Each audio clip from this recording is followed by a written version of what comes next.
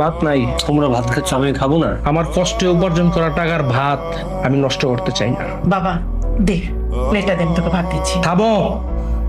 তুমি ভুলে যেও না, এই সংসার এখনো আমার কথায় চলে। তুমি যদি ওকে ভাত দাও তাহলে ওর মতো তোমাকে ওই বাড়িতে না খেয়ে থাকতে হবে। মামুন ভাই একটা টেনশন দাও, পরের দিন না। ওকে, আমি তোমার কাছে সিগারেট ছিলাম, তুমি আমার বলে সিগারেট নেই। এখন এই লোকটা চাওয়ার সাথে একটা সিগারেট দিয়ে দিলে, এখন সিগারেট কই পাইছো?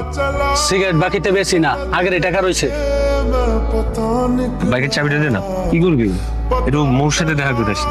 প্রয়োজন অন্য কিছু খাবো, আমার চাবি চাইস না, আমার কাজ আছে। আমার কিন্তু একটু মানে জরুরি আর কি, 5,000 টাকা দিতে পারবি? আজকে মোয়ের জন্মদিন তো, ওরে কিছু একটা গিফট দিতাম। 20,000 টাকা নিয়েছিলে যে মনে আছে?